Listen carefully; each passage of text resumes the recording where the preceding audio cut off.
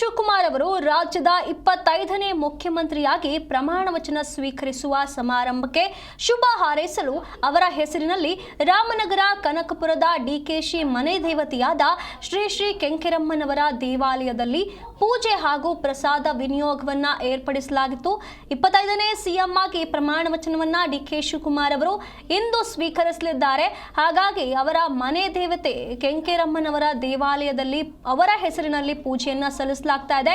ಹಾಗೆ ಪ್ರಸಾದ ವಿನಿಯೋಗವನ್ನು ಕೂಡ ಅವರ ಹೆಸರಿನಲ್ಲಿ ಮಾಡಲಾಗ್ತಾ ಇದೆ.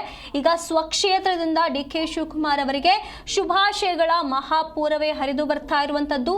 ಡಿಕೆ ಶಿವಕುಮಾರ್ ಅವರ ಮುಂದಿನ ಸರ್ಕಾರ ರಚನೆಯ ಜರ್ನಿ ಏನಿದೆ ಅದು ಸುಗಮವಾಗಿ ಸಾಗಲಿ, ಯಾವುದೇ ಏರುಪೇರಾಗಳಾಗದ ರೀತಿಯಲ್ಲಿ, ಸಮಸ್ಯೆಗಳಾಗದ ರೀತಿಯಲ್ಲಿ ಎಲ್ಲವೂ ಕೂಡ ಸುಗಮವಾಗಿ ನಡೆಯಲಿ. ಇಂದು ಅವರ ಪ್ರಮಾಣ ವಚನ ಸ್ವೀಕಾರ ಕಾರ್ಯಕ್ರಮವೂ ಕೂಡ ಒಳ್ಳೆ ರೀತಿಯಲ್ಲಿ ನಡೆಯಲಿ ಅನ್ನುವಂಥ ಉದ್ದೇಶದಿಂದ ಅವರ ಮನೆ ದೇವತೆಯ ದೇವಸ್ಥಾನದಲ್ಲಿ ಈ ರೀತಿಯಾಗಿ ಡಿಕೆ ಶಿವಕುಮಾರ್ ಅವರ ಹೆಸರಿನಲ್ಲಿ ಪೂಜೆಯನ್ನ ಮಾಡಲಾಗ್ತಾ ಇದೆ. ಅವರ ಬೆಂಬಲಿಗರು ಏನಿದ್ದಾರೆ ಅವರ ವತಿಯಿಂದ ಈ ಒಂದು ಪೂಜೆಯನ್ನ ನೆರವೇರಿಸಲಾಗ್ತಾ ಇದೆ.